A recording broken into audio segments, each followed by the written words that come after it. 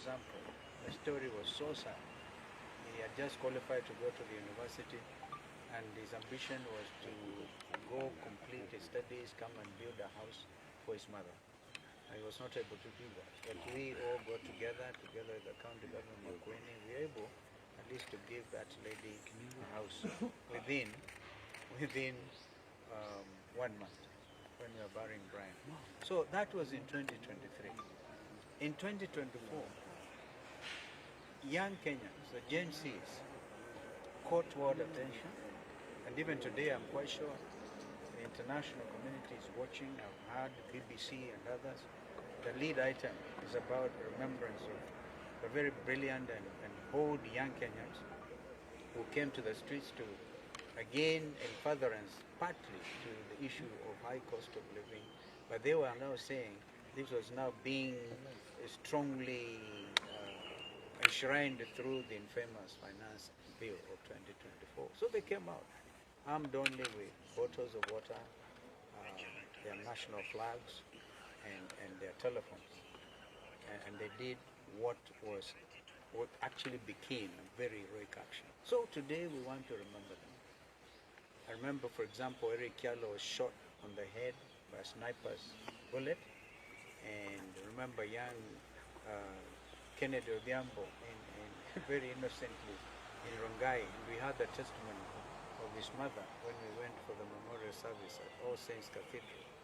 Young people. And then after that, the culture of abductions followed. They didn't stop at killing the young Kenyans, but they followed this now with high-handedness. The Sumbarus, the famous Sumbarus. I remember, by the way, in 2023, I was myself put under house arrest. I was not allowed to come out because previous week we went all the way to Hotel and other places. We were all over. So brutality has been the order of the day of this Kenya Kwanza administration. Now, today, we just want to remember these young people. Yesterday, when we were launching the People's Restorative Justice Commission, we made it very clear that our intention today was to come and lay wreaths in remembrance of these young people. And I think that is, as their parents are entitled, and other Kenyans are entitled. We also actually said clearly, we've been saying it, today is a public holiday. Indeed, it is now going to, is it 9 o'clock? And I've never seen the streets of Nairobi being so clear. Easy traffic today. A lot of Kenyans have chosen to stay at home in sympathy with what happened on the 25th of June, 2024. That is where we are here. Eugene made it clear, if there are people wielding machetes, pangas, and burungus, that is not our culture. And it is time, we now need to make it clear. When the rungu wielding people, they are demonstrating against the killing of Juan, right? Then these people came. They came out carrying rungus and wherever. They did not stop there. Yeah? Not the young people. The organized gangs are the ones who rained terror on shop owners in the streets, in Koinange Street, in Kaunda Street. I remember people who are the electronic shops, for example. Even the police were helping themselves. Amazing. So I think that we need to call them out and to say that this country changed forever politically. The governance of this country changed forever on the 25th of June last year. And that's why we are here. And therefore nobody can wish that away. As you heard us say yesterday, we set up the PRDC, right, led by Justin Muturi, and we know that the world attention will be drawn to that because men and women all over the world want justice.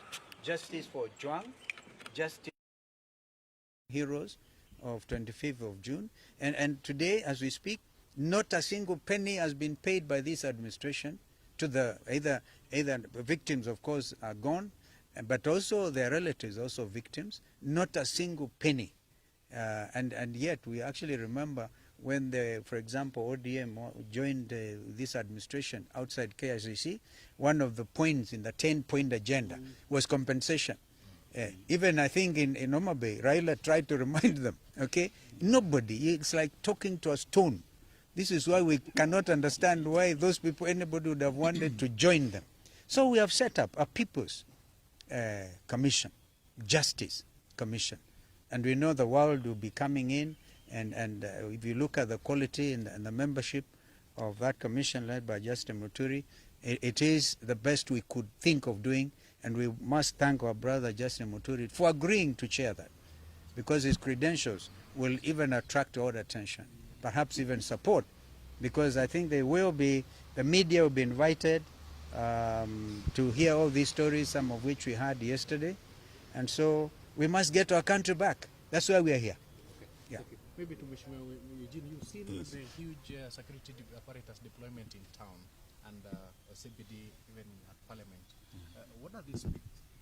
I think it speaks of a government that is paranoid, a government that's afraid of its own shadow, a government that's afraid of its own children, and looking at what has happened since 2023 to 2024, we haven't had any follow-up in terms of justice for the victims.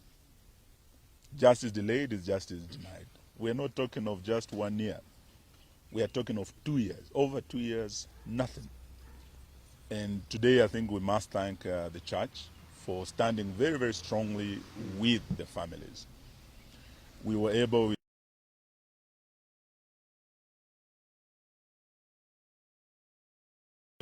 and we had all churches coming together, the evangelicals, and they all came together, and we prayed with the families and the victims of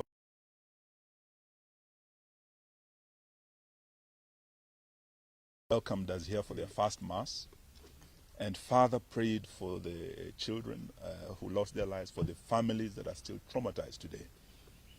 The Catholic Church has also, as of yesterday, announced prayers for the families this coming Sunday, 29th, across the country in all the churches. This really is very comforting for the families. Looking at a system, a government that is very insensitive, that does not care or has no intention of rendering justice to the victims. So as the People's Opposition, I think today we are here to stand in solidarity with the families. Some of them were with us yesterday. Some of them were with us for Mass this morning. And we have flowers. We want to march with these families just to Parliament across the road to lay these flowers at the gates of Parliament where our slain heroes fell. That is why we're here today. And we're asking Naruto and his government, the least, you kill these children. They were unarmed. Today they are coming unarmed to commemorate, to remember their brothers, their sisters, their fallen colleagues. The least you can do is allow them to commemorate, allow the families to mourn. But for you to unleash the heavy security we are seeing here today, and the goons that we know have been mobilized and on their way to this town, is really adding insult to injury. We will not accept this, and we'll stand with the families. Thank you. Thank you. As our leaders have said, we are here to observe this day, the 25th of June, when we lost our children to police brutality. I think I just want to reiterate that this day is a very special day for Kenya. It's a day that the least that this government can do is step back and let Kenyans do what they want to do today, to mourn their children. It's very unfortunate that the government would want to dictate to parents, to brothers and sisters, how they will mourn their children. A government can never do that. Let parents come out, let brothers and sisters come out, let Kenyans come out and mourn our children, and we shall retreat back home. We'll have sent the message, we'll have honored these children who are our heroes. in Parliament, I'm here with my Deputy Minority Leader from the National Assembly. As members of Parliament, we shall go to Parliament and lay wreaths in commemoration of the children that were killed in Parliament. The least that the leadership, entire leadership of Parliament can do is to join all of us to go and lay those wreaths in honor of those children and in honor of the institution of Parliament. I thank you. All right. Maybe Minority Leader. Parliament today is rounded by very interesting thank you. You know, I'm a member of the House Business Committee of the National Assembly.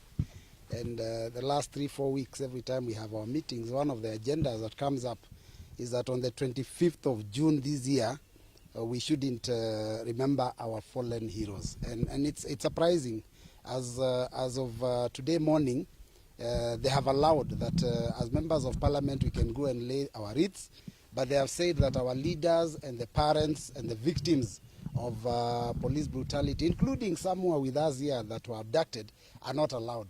And you know what surprises me is that this is a people's house. The House of Parliament is actually a house that should be visited by any citizen. Even State House can be visited by any citizen because that belongs to the country, to the people.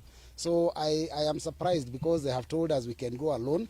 I don't know. I'm even wondering how I'll be feeling there laying flowers alone without the parents of the victims. But since they have said that is the case, that is what we'll do. But then I just want to say that the government needs to stop being paranoid. They need to stop this fear. We are unarmed. You've seen us here. We are unarmed. But if you go outside the roads there, these are very heavily armed police officers. You know, there is almost 20 police officers to every one of us. But you will see them attempt to intimidate us. You will see them stop us from even going into Parliament. They've cordoned off the city. They've told people not to drive into the city with their cars. So even though we said it's a public holiday, we didn't mean that people shouldn't be allowed to come to mourn. We only meant people shouldn't go to work, let us mourn together. Otherwise, we shall be doing that work in Parliament, and we hope that today will be a peaceful day. We hope those goons that they normally unleash on us are not released, because if they do that, then they're the ones that will be destroying the country. With those few remarks, thank you very much. What becomes of House business? What becomes of House business today? Because they sit in the House Business Committee. There was a direction from Speaker Wetangula that Interior CS Murkomen was to appear today and give a statement about Albert Ojwang. Is that still on? It's not on the, that has been cancelled. It's not in the order paper for today. I mean, even Parliament knows that it might not be business as usual. But I've heard the Interior CS has been walking the streets of Nairobi with Arungu himself, trying to intimidate Kenyans. I think those are the mistakes. They keep making mistake after mistake. He should just stay in his office, allow the police to keep peace. And by the way, they don't even need to be in riot gear. We are not coming to riot. We are just coming with flowers. I don't know whether anyone saw someone hit someone with a flower and hurt them.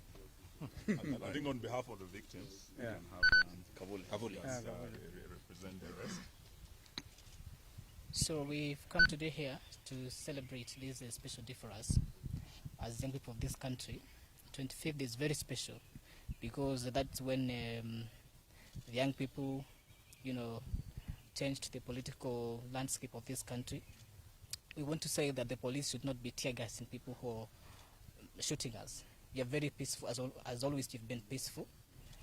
We want to request the police to give us some time to celebrate in peace. As my leaders have said, we would like to go and lay flowers in Parliament, though we've seen that they put some wire meshes there. Maybe they want to electrocute us. We don't know. But we hope that police are going to restrain themselves from shooting or tear gassing peaceful protesters. I want to request all young people in the country to come in large numbers and air their views, march peacefully. As Robert has said, Parliament is a house of the people. We are allowed to go there anytime we want, so long as we are peaceful, so long as we won't cause violence. And so, to conclude, I want to ask William Ruto, the president, if he's not able to lead this country, he can simply resign. We have other people who can lead this country. He doesn't have to be the president anyway. and you can't lead people by force. So if he's not able to lead this country, he should just step aside. We have another election. We elect the person or the people who are going to represent us. Thank you. Perhaps, Excellency, SKM, you had spoken earlier, but please speak to this. I like your gear. Thank you very much. Please speak to this. Yeah. The fact that the young people who are to come to the streets today appeared to be very ready for their death. That bad. That's what they're speaking about on social media. That tomorrow I will go to the streets and I will die. What does that speak about this particular country? And the government had stated that yes, Kenyans have a right, according to Article 37, to peaceably and unarmed assemble and demonstrate. Today we are seeing the city, it's like there's a curfew or something for people not to access the city. This government, including the IG, who yesterday assured Kenyans of their right under Article 37, is the same government that today has locked down the city. Please speak to these two issues. The fact that the children are saying we are going to die, but we'll still go to the streets. I can understand as a parent why these children are angry. Because they were mauled down, they were shot and killed, they were maimed. And a year after, and in our case actually 2 years, since 2023, nothing has happened. William Ruto called them treasonous people. They are committing acts of treason, and therefore no sympathy for them. They are rightfully angry, but we want to plead with them because we have seen some of those social posts, some saying that if they die, then they do not want something 2 million shillings or 3 million shillings. They are resolute. Now that anger cannot be ignored. It needs to be nurtured. And we want to assure them that as their parents, we understand that pain. We feel the pain. We do feel the pain with them. Having said that, a barricaded city, what does this mean?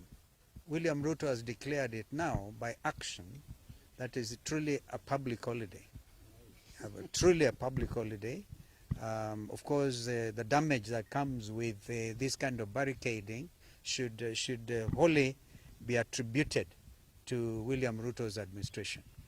So we want to reiterate that even if they deny us today the possibility of going outside Parliament, the main entrance to Parliament, and lay wreaths there, I can tell you in the years to come, this is clear in my mind, in the years to come, this will be celebrated as a national holiday, properly, with people able to come to Parliament without let or hindrance, without having this heavily armed policemen, armed to kill their own citizens.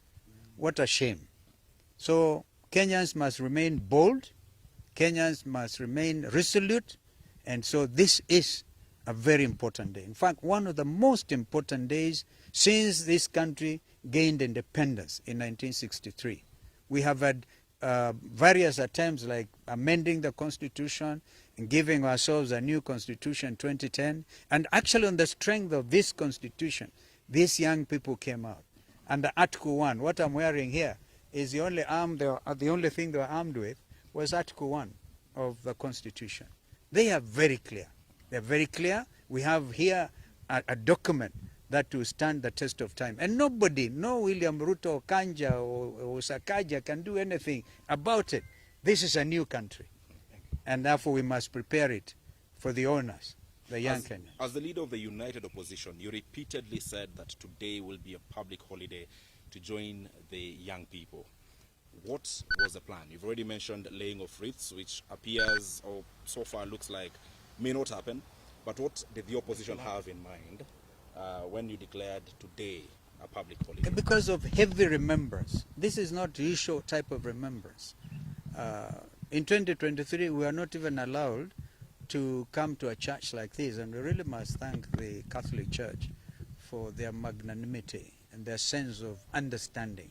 In fact, we understand that on the 29th, all the Catholic faithfuls and the Catholic Church, we had this from Bishops Anyolo and Muheria and others, will be commemorating this event Therefore, it was out of a sense of duty and a sense of nationhood that we declared this a public holiday. We didn't want to gain cheap political mileage because we are not the type to do so. It is out of a deep sense of commitment to this country and the welfare and the future of this country that we made those announcements. Yes, no. My question is sort of calling to order the political class. And I know we don't want to mention classes in this particular situation, but this issue of goons, it is an economic disparity question and people taking advantage of that disparity and utilizing people against its own people. Call to order the political class in this issue of goons, please, sir. Goons. Goons. I'm told even the international community have actually accepted that terminology. In their very strongly worded statement yesterday, they have come out and called out because they are partners. Nobody, I've seen an attempt by chairman of a committee in parliament trying to say, oh, non-interference. When it comes to the issue, and here I speak to you as senior counsel and a leader in this country, when it comes to and a former foreign minister, I can tell you this. When it comes to the issue of human rights, they are universal. You cannot run to a corner there called Kenya and plead non-interference. You cannot even talk about Vienna Declaration, right? Because this is a matter that was canvassed seriously before the floor of the United Nations General Assembly and agreed that when it comes to the issue of human rights, particularly basic, and the beauty about our Constitution, 2010, is so strong on the issue of basic rights. That's why I saw somebody when we went to church with Musyoka, Eugene and the other friends there. A gentleman walked inside there carrying a poster. And he said, hawkers' rights are also human rights. Why shoot a dead and hawker? Why? Why shoot him? All right? We pray, still continue to pray for Kamau, that God will have mercy on that young man and the family. I listened to the cries of his mother, distraught. They are not able to talk to him. And so we want to plead that and thank the hospital, Kenyatta National Hospital, for trying to help him, carrying out 2 operations. But rights. Even under Article 43, by the way, we are all socialized to Article 37, even what IG is able to quote, yeah, the right to peaceably and unarmed to demonstrate. You cannot change that. So Article 43, on those other human rights, social rights, very, very important. Therefore, goons who came in carrying, of course they were paid 1,000 shillings. We have seen them confessing. Thank you to the media. Thanks for the media really highlighting this, that they are saying, oh, we didn't know. It is a very shameful thing. And what will go down in history is William Ruto's administration, afraid of its own citizen, went and bribed others because they are unemployed, paid them some money to go and beat their fellow citizens. It is like this massive bribery they are calling economic empowerment. They go carrying 3 million shillings from William Ruto, 2 million shillings from Kindiki, and then after that they take the same money and they go to the next station, they do the same thing. Whom are you trying to deceive? So people are ready for that money. As Rigiji likes to say, kulia hapo, don't even take it home. All right? Yeah, last question. Empowerment. So they call it empowerment. Kenyans are beyond that. So I think that our GenZs and others are able to see that, the millennials, Zenzote are able to tell these people, stop the jokes. These are serious jokes. Last question from me. And I think that before we leave the issue of goons, I think we want to ask William Ruto, you cannot take our police over 12,000 kilometers away to deal with goons, gangs of Haiti. Then you are back home, you actually sponsor goons against your own citizens. And you let your police walk with these goons on the streets of the capital of our country. Now, who is fooling who? I think we want to tell him that, you are riding on the back of a tiger. Once you create these goons, no one is capable of controlling them. That's why Haiti is where it is today. failed leadership that allowed goons on the streets to take the law into their own hands. It is like planting the wind, you will reap the whirlwind. If you plant the wind of goonism, Bwana Ruto, Bwana Sakaja, you are going to reap the whirlwind of anarchy. That is where Haiti is today. We are not ready to let our country go down that road.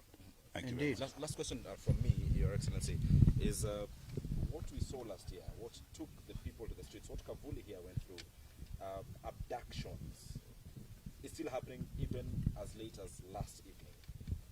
Gentlemen abducted in Mombasa, a gentleman picked from Kino, others here in Nairobi and Kitengela. Yet this is the very thing that is making Kenyans angry. They will try to style it as arrest. So far we do not know where those gentlemen are, so we cannot call it an arrest. They were not informed why they were being picked. What would you say of this government or the police or doing the same things the same way? People complain of abductions. It's happening even today. You see, it's a very wicked approach, trying to circumvent what the Constitution has laid bare, as I tried to explain earlier.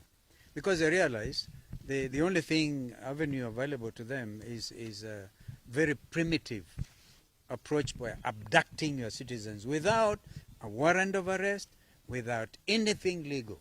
And we continue to call them out. They will be caught up with by the long arm of the law. You cannot escape it.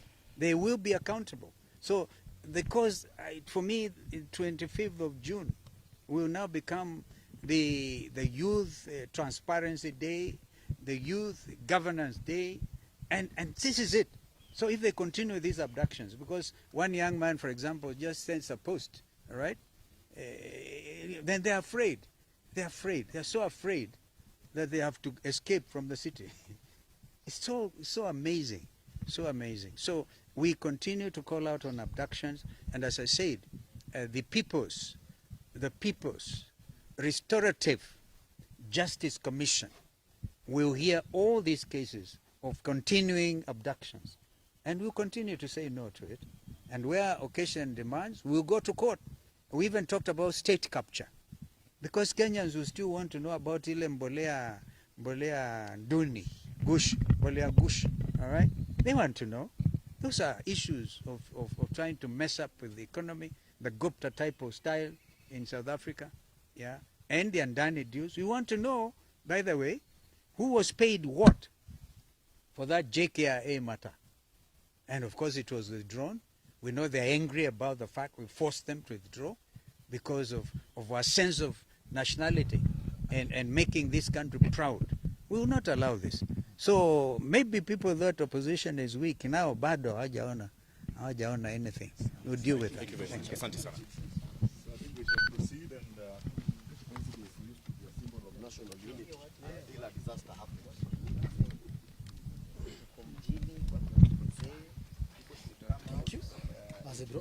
Large numbers, right in the middle of the city. We shall overcome our fear. Watu watokezee, wale wajafika mjini wafike mjini.